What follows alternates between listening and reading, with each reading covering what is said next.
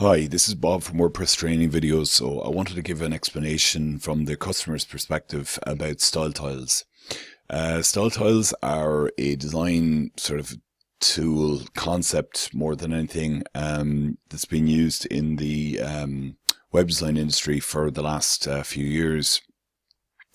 And they're fairly well written about from a point of view of if you're a designer, but I've given them to clients in the past and they've been a little bit confused about what they are and what they're supposed to do with them. You can look something up like this and you'll find what are style tiles, they'll tell you, but I just wanted to explain to somebody who maybe didn't know exactly what they should do with them when they get one, as opposed to what all the information is about, which is how to make them and how you use them. So let's say you're a customer of a web development company or designer, and they send you a style tile. So what are you supposed to do with it? That's the main purpose of this video. So before I get into that, I wanted to briefly explain why we use style tiles in the first place. The traditional design process would look something like this, and without getting into the details of it, this would have been a wireframe, this would have been a full comp. To cut a long story short, it doesn't work anymore. We really can't use that system anymore. We tend to do design in the browser now because this is a website that shows examples of what websites look like on different machines, and for instance, this is a view of this, and this are both the same website. These four are all the same website. It's not like a mobile version and a desktop version. The website actually rearranges itself. And again, I'm kind of skipping through. You can look this up yourself if you want, but the main thing is we tend to do a lot more designing in the browser now. So it's not really possible to do Photoshop mock-ups like this. And in any case, it wasn't a very good system. It was a lot of waste, really, considering that what a website is it's something that's constantly changing, and you really need more of a guideline to how things are going to work than an exact map, like these kind of things.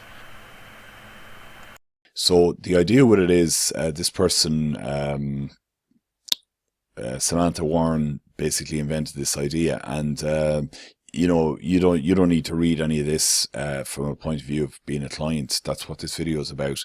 I'm just going to show you these tiles. So the idea was that you would, as a web designer, I would create a tile like this, and you would be able to see what the colors were like, what the typography was going to look like, some of the patterns that you'd see, maybe the top corner of a blog or something like that, buttons, links, etc. And this is version 1. So in this imaginary scenario, the owner of the website sent that back with some critique of various things, and you'll see the colors have changed and the font has changed here in the next one. And then they went to version 3, which was this, and this is the one they settled on.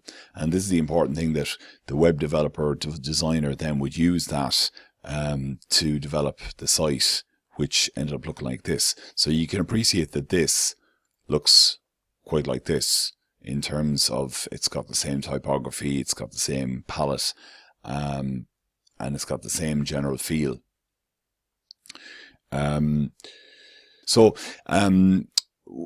That's basically a rundown of what style tiles are, how they're used in the industry, and why they're used.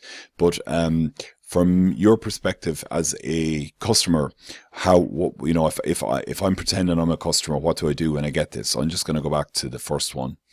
So let's see. The first thing I'm going to look at is this the palette. So we've got 5 possible colors here that we could use. So you're mainly going to be looking at Are your main colors in here? Of course, you may already have branding, you may not. But basically, are you happy with the colors? Because the idea would be that you're not going to have 20 different shades of blue going throughout the website, that you're just going to keep it fairly simple. It works a lot better that way. But are you happy with these particular shades and colors? If you don't already have solid, brandings, colors that you know are yours. If that's the case, those should be just injected into this style tile in the first place. And your developers should know about that. You should be telling them. So let's look at this area first. This is the body text. So the body text, just to give an example here, all this is body text. It's the main text that's used right the way throughout your website. So you need to make sure it reads the way you'd expect it to read, because everything is going to be read with this. It's fairly simple. You want to check, do you like the shapes of the letters? That's your font face. Do you like that? And do you like the size of it?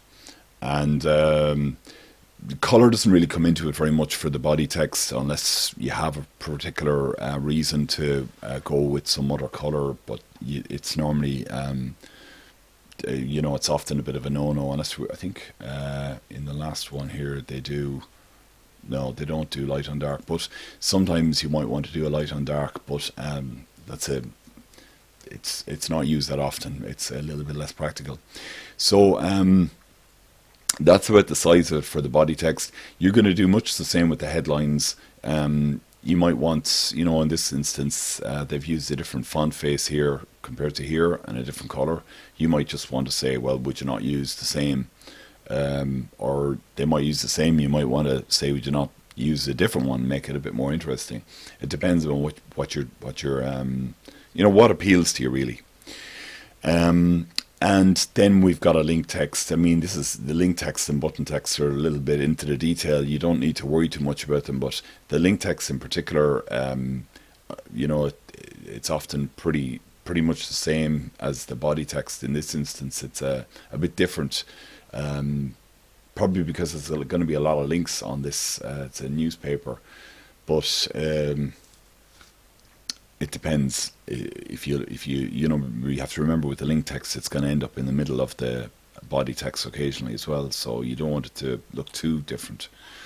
Button text, just generally, and your buttons in general, do you like the look of it? And do you like the look of the font that's used and the color that's used?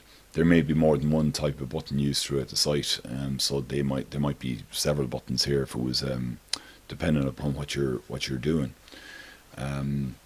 But even if only one button is shown, then you could reasonably assume that there'll be smaller or larger versions of the button. They're going to look more or less the same. But you could ask, you could request that in the next version of the style tile that you'd show other versions of buttons if there was a reason to use other versions of buttons.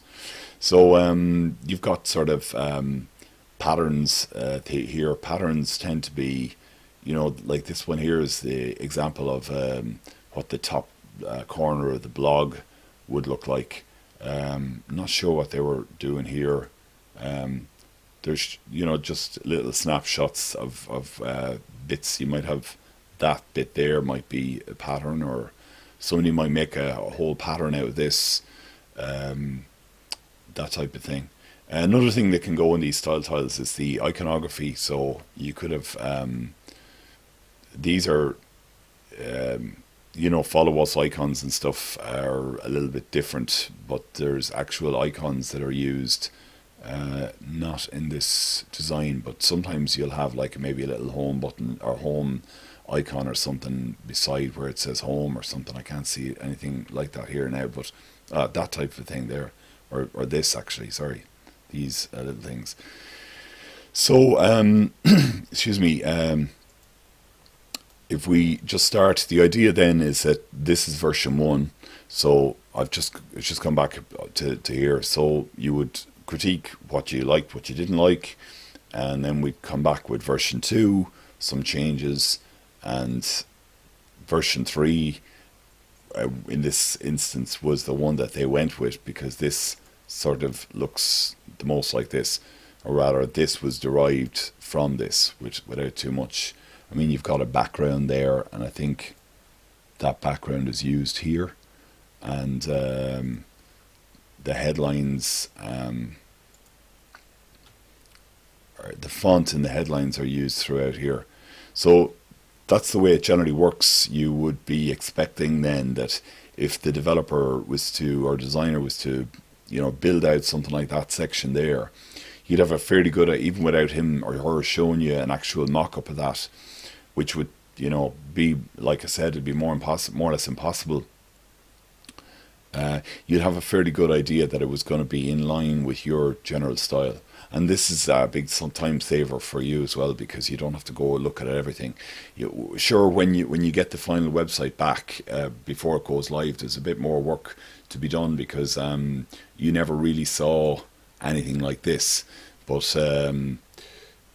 something like this is impossible in the modern mobile age anyway, because you'd have to review hundreds of these potentially on some sites. So with this, you can just get a general feel of the website. And then, I mean, as regards layout, that's a different story, but the layout is really controlled by the browser anyway. So we tend to focus more upon content hierarchy. So that being which is the most important messages from a marketing point of view to get across, and make sure they're in prominent positions and they don't end up buried way down the page, or on some page that you just have to click in the footer to get to, or something like that.